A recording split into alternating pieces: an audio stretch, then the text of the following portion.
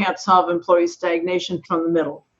And so you might say it's an employee problem, but it's not. And we have to start at the executive level. Many executives are really frustrated that they spent millions of dollars trying to solve the employee lack of engagement problem and nothing worked. They know that consulting companies have come in and said, oh, you know what we're going to do? We're going to take 6 to 8 of our best people and we're going to walk around your organizations for about a month. And then we're going to summarize our findings and come back and tell you what we think your employers are saying.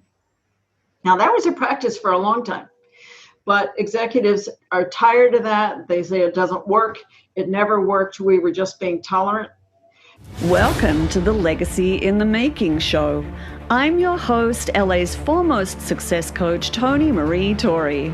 I interview leaders and influencers who've gone beyond the superficial markers of success and claimed true fulfillment by leveraging their positions to create positive and profitable changes in their businesses and beyond. They share their stories and offer real-world, boots-on-the-ground experience that translates into practical advice to apply to your own journey. I invite you to this injection of wisdom and inspiration so you can prevail and leave your own lasting legacy. I'm here today with Margot Murphy, and Margot is a self-professed Chief Vitality Officer. Margot has had a long career with Fortune 500 companies in 11 industries, including four blue chip companies. And she's realized that now, with all her breadth of experience, it's time for her to serve business and the world in a whole new way. So Margot set out to do this initially by interviewing executives at 70 top organizations, and she discovered that there are two core problems that were contributing to profit loss and lack of vitality within the organization. And the first one was the organization itself, its structure, its culture, its metrics, processes, and reward mechanisms. And the other one was at a human resources level. It was their ability to attract resources that had the ability to execute on their responsibilities. And this was not just at the executive level, this was at all levels of the organization. And then their capacity to motivate their resources through reward mechanisms and through resourcing the right people for the right jobs in the right places. So she went about and she wrote a book called, hold it up, Margo, there it is. There you go, Vitalize Your Workforce. Conquering the crisis of employee stagnation. Exactly. So if you are a founding CEO, an executive, or an entrepreneur who wants to build a team for yourself and make sure that you have a vital organization, listen up, because Margot has got the scoop on what it is that you can do to ensure that that happens. Margot, thank you so much for being here. Tell us a little bit more about yourself and how it is that you got to be a Chief Vitality Officer. Well, first of all, it's nice to be here. Thank you very much for the invitation. I'm more than happy to be here and share. I actually, Chief Vitality Officer, I grew up in the hills of Pennsylvania. And we were out, and a lot of what you do in Pennsylvania, there's a lot of trees, there's a lot of grass, but you also get the idea that you're here for a reason.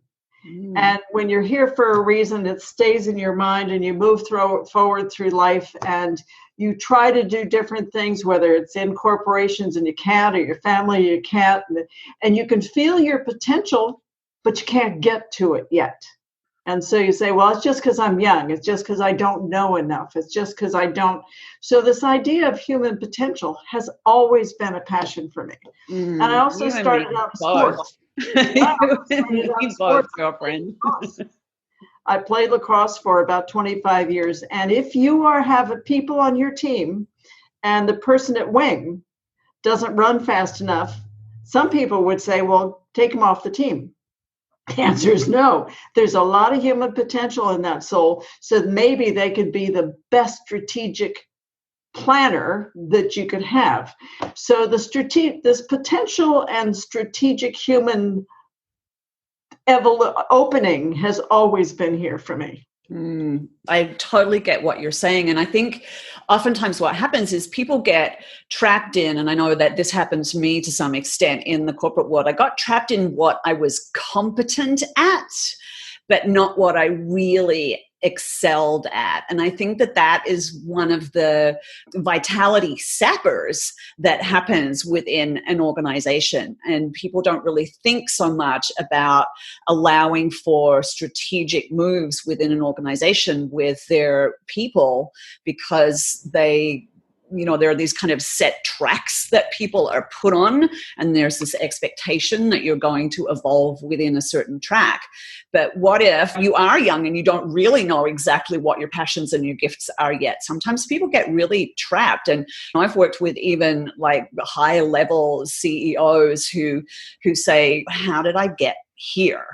How did this happen to me? This is not where I even set out to go, or it's not where I feel passionate. And so a lot of what the work I do is about helping people really get in touch with what their purpose is, which is what you were saying came to you naturally because of the beautiful environment that you grew up in. Yeah. And some of us have to do a little bit more work around that. It doesn't always come naturally. And we sort of know, but we just haven't brought it from that subconscious awareness into the conscious playground so we can actually do something about it. Well, I also think that there's something that happens, and of course my focus, as you know, is on corporations, because there's 153 million people in the country who work for inside of organizations. So I feel that it's the best place to reach as many hearts as I can. But to reach the hearts, you have to get to the leaders. And you get to the leaders, you have to have them see what in fact is holding their employees back. Absolutely. And you and I are on a very similar mission, because I truly believe that we are going to change the face of the world through business, which is the reason why I work with leaders and influencers in business. Because like you said, like when we can get to the heart of the matter for them, and they can start seeing how to get to their employees' heart and really build your word vitality within the organization. It's not only amazing for people on the planet, but it also contributes to innovation and profitability. Like people think these are soft skills, but they're not. They're hard money-making skills as well. I agree with you. Let me go back to something you said, and that is the vitality. The reason I chose the word vitality, you have flexibility, you have agility, that's fine. But vitality is actually life force. So the life force of your company is not just in the agility of these two groups to work together or a manufacturing team. It is the breathing piece of your company. And if for some reason you are not taking a look at that breathing piece and you're including everybody, that first of all, that's your first level of stagnation. And then the second thing is to go and take a look and see where in your organization people are stagnant. Have you heard the statistics? 85% of employees aren't engaged? Yes, I have. And I have been one of those unengaged employees. Fortunately, I did a lot of personal development. So I re-engaged myself as a result of the work that I was doing for myself, and completely nothing to do with the organization improving or changing itself. In fact, the organization got worse, the culture got worse, but I just worked out how to keep my level of commitment and focus and passion in my job regardless. I think it's a unique ability, and it takes doing your work. The whole idea of 85% of employees aren't engaged, that says, in essence, that in every single function and every single level, there are people who aren't engaged. 85%, that's an epidemic level. We talk about epidemics today. Yes. But we weren't. And Gallup has been reporting this for 20 years. And executives have spent billions and millions of dollars hiring people to try and solve employee lack of engagement. So they come in and paint the walls a different color, or they change the chairs, or they give them a little bit more day training, and you can take training in anything you want, and they give them a couple days for home. But that number hasn't changed. And it's a global number, and it hasn't changed. Why do you think it is we haven't been able to move the needle? Because lack of engagement is a symptom. You can't solve a symptom. What's the disease? Cannot solve a symptom. So I said, okay, let me go out. Somebody needs to look at this from a different answer. I'm a great Einstein person. If you haven't solved the problem as asking those questions, you better find out what other questions you can ask. Yes. Different I love that. One of the things that I take my people through is question brainstorming. Not brainstorming, but question brainstorming, because there's so much power in the question. So what was the question that you asked? Well, I actually wanted to put myself in front of as many people as I could. So I actually started out as a contract trainer and went around the country. I did 130 seminars in a year in 8 different topics and 17 different states, because I wanted to see the difference between what I was hearing. Was it the topic? Was it the state? Was it something? It was flat. It was unbelievable how loud and screamy in your face it was. And the reality is... What was loud and screaming in your face? People are busy, and people are busy, busy, busy. And with this accelerating economy, they're busier than ever. And you'll hear executives say, my people aren't stagnant, they're busy. They're scrambling is what they're doing right now. But they're personally stagnant. They don't have any personal future while working for you. Mm-hmm. And that's right now that cannot be, and we can't have that and be able to have those people want to follow your new strategic plans in this accelerating economy. Not going to happen. So there's a collision course coming. They need more employees. They need a faster evolution of their employee talents and skills. And the employees are over here looking the other way saying, thanks, boss. Yeah, I'll see you tomorrow, maybe. As the workforce gets younger, I think that's happening more and more. The whole idea of what's in it for me. Mm-hmm. Have you heard what's in it for me? The Whiffam principle. Millennial term. Yeah. Well, it's no longer a millennial term. It's an everybody term. That's true. If boomers are saying what's in it for me, and you have more gig hopping and you have more of everything going on, the question is, what are you going to do about it? When I was working in the corporate world, I was also investing in real estate. I was working my way up the corporate ladder and got up pretty high. And I was investing in real estate and beginning my coaching practice as well, which started out as my personal development journey. And then people started asking me, like, I see a really big difference in you. What are you doing? So I fell into coaching pretty naturally, and then realized I needed to actually kind of, train in it to know what I was doing. And nearly $300,000 in certifications and additional training later, here I am. The thing that really cemented my determination to leave the corporate world was when I had the experience of both my parents passing away within 2 hours of each other. And I was very lucky in that, because I had started this internal journey, I had received some wisdom that told me to drop everything and go to Australia. And I landed there, and both my parents, who had been divorced for 25 years, died 24 hours later under kind of different sets of circumstances. And so it's one of the reasons why I teach my people to pause and listen to their wisdom. And it's like one of the foundational values that I have in my business is what I call innate wisdom. And it's because I got back and I started looking at my clients and realized that that component was missing for them in their lives. And then we miss out on what's really important in our lives. But getting to the crux of why it was that I was then determined to shift things was because my executive vice president, who knew exactly what I had just gone through, and I had actually been working somewhat, even though I was going through all of this, I was working while I was in Australia. But I got back and there was nothing personal whatsoever. It was, where is this report that I was expecting from you? And I'm like, that's it. That's it. I am sick of being treated like a unit of production. You know exactly what my life experience has just been over the last 2 weeks. I actually missed my dad's funeral. I wasn't able to attend my dad's funeral because I had to get back. And I was able to attend my mother's, and I was able to have a conversation with my dad before he passed away to say, I'm really sorry, I'm not going to be there for this. But my dad was a military hero. It was a big deal, his funeral, and I didn't get to experience it. Oh, what a shame. So, yeah, it was like, how can I honestly dedicate my life to a company whose leadership is behaving like this? And that was when I really put my plan to transition into coaching full time. You know, I really put it in gear. Which is certainly understandable. I didn't leave under those circumstances. The telecom industry, as you know, I worked for AT&T and Lucent Technologies. Mm-hmm. And my job was global. And the telecom industry across the board tanked because it was overproduced for a while.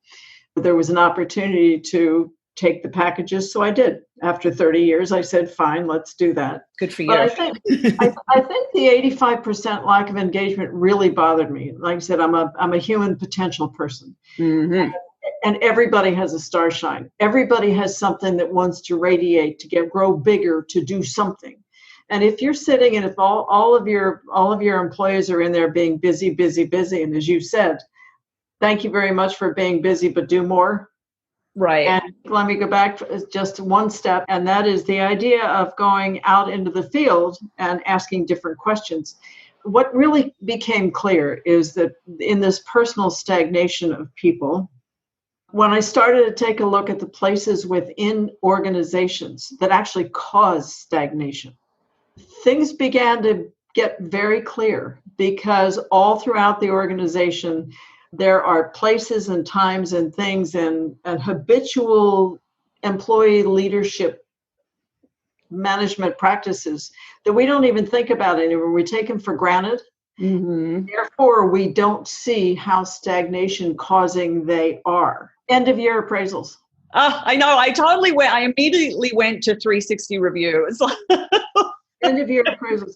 Everybody knows that there is an allocation of funds that says, here, throw these funds out over everybody, and it's up to you managers to figure out what little seeds you can give to people to make them happy. So in the beginning of the year, you said, well, you're starting a new year. Isn't this great? This is what I want you to do for the year. And when we get to the year-end appraisals next year, there's an opportunity for you.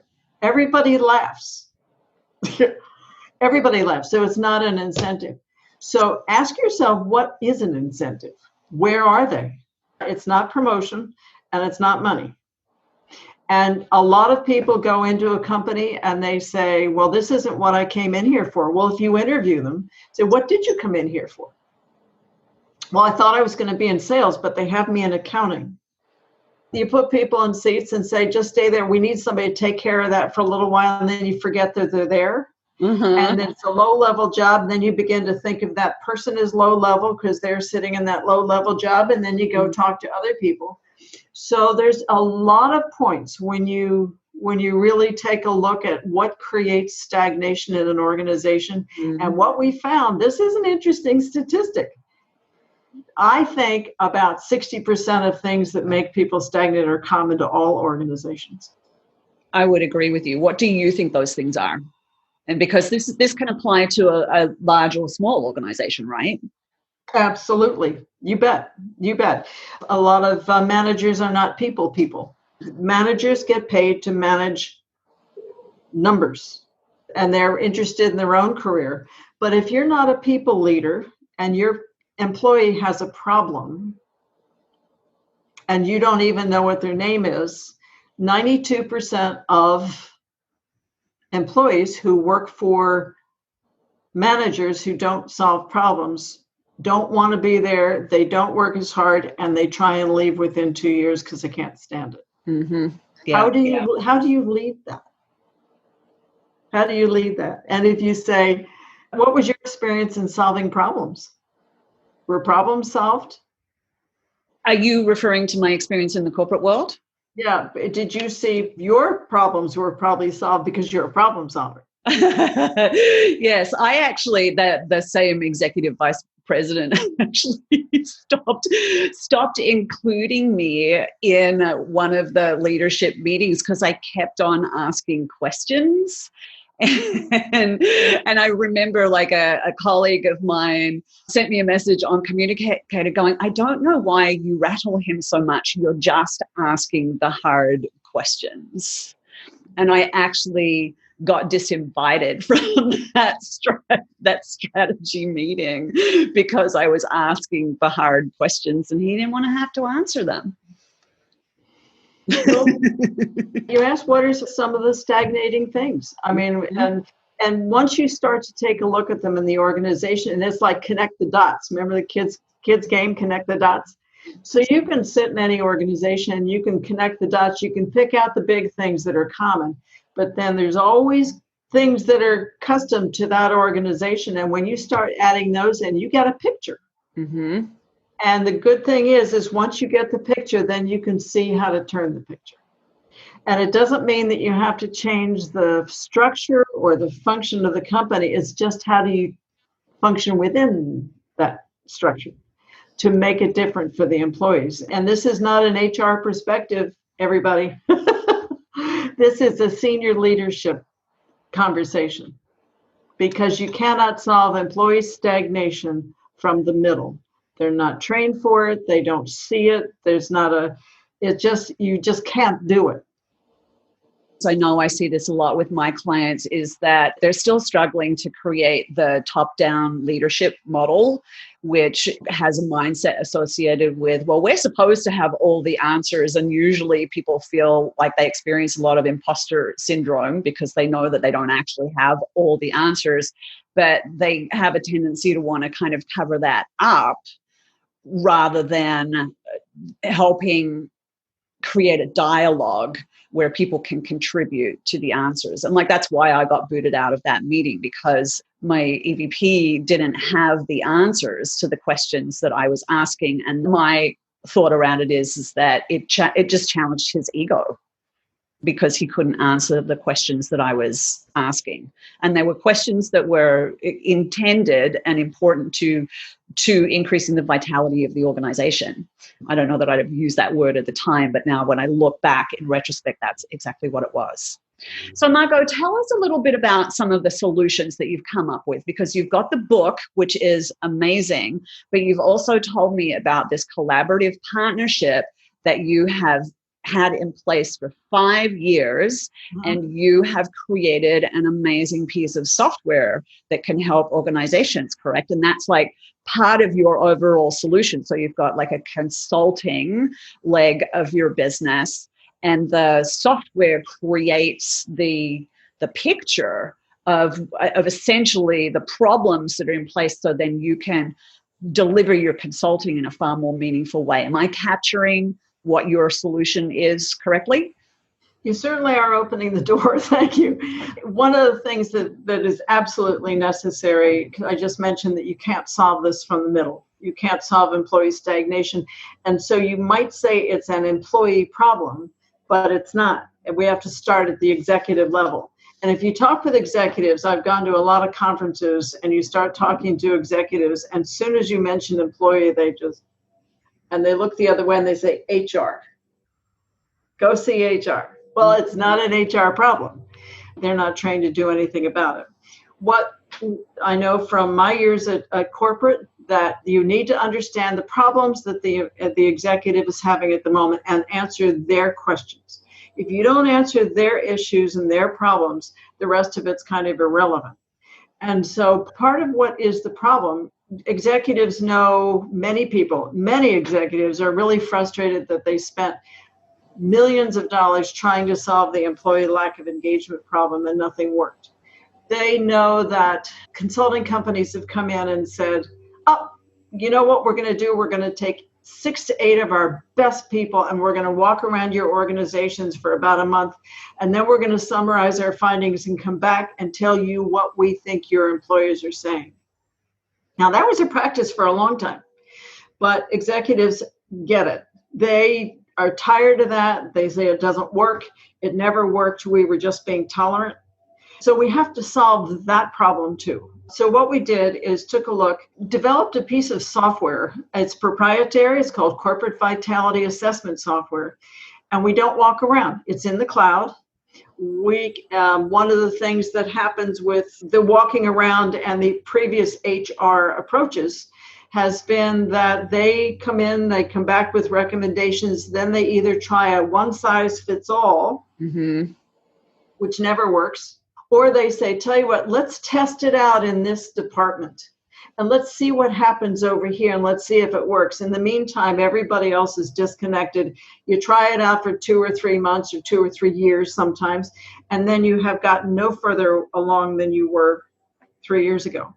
So our feeling is we developed this software so we could actually go in and it's an attitudinal software. It's not based on, do you like the person next door? How high is the seat? Do you want more work from home, or what color is the walls? It's not based on any of that stuff. It's if you don't have employees with an attitude that want to follow you, and you say, okay, here's the strategy. We're going over the next hill. They'll say, yes, boss, for 2 or 3 weeks, and then you won't see them. And that's because they are sitting in their seat and they don't want to go over the next hill and have you ask them to do any more.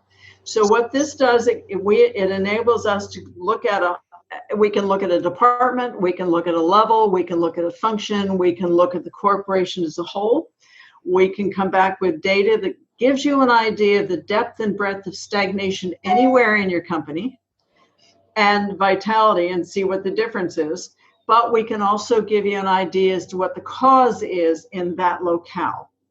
In some locales, if, for instance, in a function, it could be that the manager isn't a people leader. In another locale, it could be the problems aren't being solved for shipping and incoming freight. Another one could be, so you can't do one size fits all. So we have the opportunity to go and say, and we do it visually too. So you have, since everybody's visual with a 3.5 second attention span, you need to put something up that says, here's green, here's yellow, here's red, and have the executives say, what's that? Then we can tell them. And then we come in and help them understand it with a strategic action plan, what they need to do to lift it all up so you can move forward better. That's so fascinating to me. I'm assuming that there must be some level of confidentiality and anonymity in place for collecting the feedback. Is that right? Absolutely. What we do, we place numerical values to each of the names and the emails within the company. We have run across, we absolutely assure everybody that it's confidential, and it is. What we needed to do was leave a little bit open in case we saw an outlier, in which case somebody was in trouble. We needed to identify who that was so we could actually help them.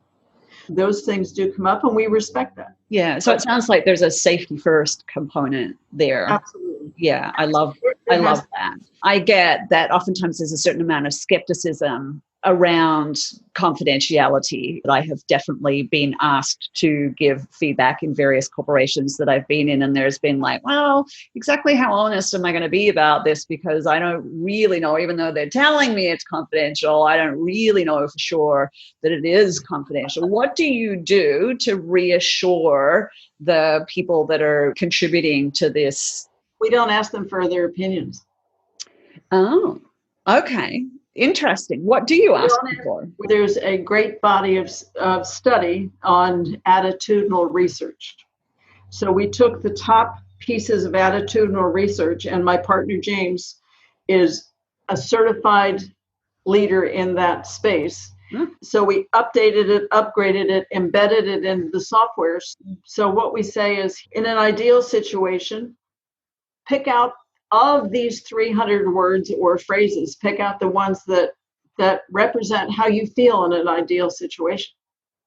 Then we move it on over and say, okay, now think about your current job, pick out the words. Then there's algorithms to say how far apart it is, and then how do you get to what you're looking for. And the great thing about that, we can have Senior executives do the same thing. So you see how far away executives are, managers, leaders, levels, functions. So you really get a tremendous picture about what some of the issues are. I love that. So you can actually take a look at what the delta is between like what the leadership thinks the situation is and what the grassroots thinks the situation is, or how they feel about it. Yep. And then the nice thing is then if you really think about it, you can actually ask us to do that baseline. But if you want to see progress, you want to do progress tracking, and you want to attach ROI to it, you just need to implement some programs, then we can do it again, and you can see what the progress is. This is a very sophisticated piece of software, and I know your world is mostly the corporate world. What recommendations would you have for someone that's listening to this and going, wow, that sounds amazing. I really wish I could do that with my people, but I just don't have the capabilities of hiring Margo and James. So what recommendations would you have for the smaller org? I'd like to reassure that the smallest group we've done is 10. And what we could do then in the big value there was 10 employees. And then you could see how far apart management was in thinking in the 10 employees. So they knew that they had some work to do. But I think one of the biggest things is this idea of what's in it for me. Mm-hmm. And I'd ask all of your listeners to not walk away from that, because the idea of what's in it for me, what you need to do is start thinking about how to provide continual what's in it for me for everyone. That's the big dynamic change. That's the really big dynamic change. What's in it for me sometimes doesn't exist. Sometimes it's in the 2 or 3 people who are being mentored or somebody else. You want to promote your favorite person. Mm-hmm. The whole organization is still sitting there saying what's in it for me. So I would really recommend that they start taking a look at what's in it for me. And we have lots of suggestions. And I'm assuming that your book covers a lot of them as well. Do you want to hold the cover up for us again? It's Vitalize Your Workforce, Conquering the Crisis of Employee Stagnation. That's fantastic. And Margo, this has been a great conversation. It's given me a lot of insight for some conversations that I need to have with my team.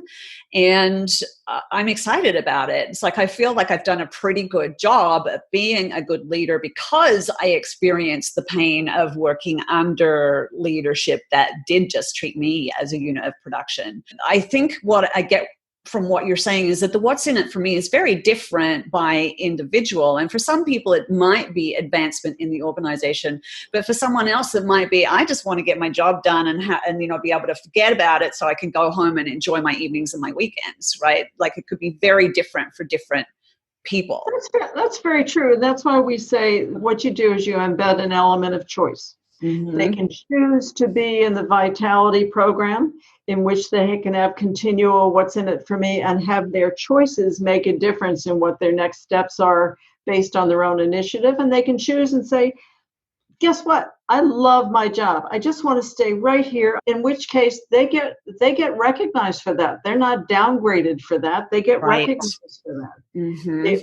With everybody else, the whole idea of when I was in a room of about 90 people one day, and I said, anybody in here have anything on their desk that if they did it again, they wouldn't learn anything by doing it again? Exactly. That was it. That's a good question. There was peals of laughter in this room. Lots of hands went up.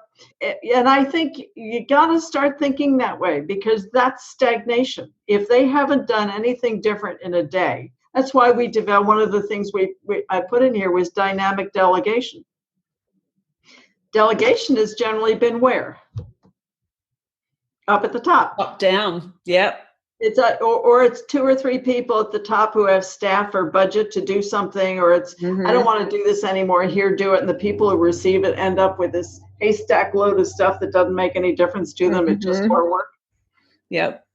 Transform it into something that's scheduled, transference off of your desk, dynamic delegation. Everybody gets to move something off their desk on a regular schedule, whether it's twice a year or it's 3 times a year or 4 times a year. And guess what? They have to learn how to communicate. They have to learn how to mentor because it's part of the, so you're actually teaching people how to mentor and collaborate at the same time. Oh, that's fantastic. So I love start it. thinking a little differently. I just love it. Margo, you're obviously a wealth of wisdom here. It's been such a great conversation. Where can people find you? They can find me. My website is www.vitalizeyourworkforce.com. Perfect.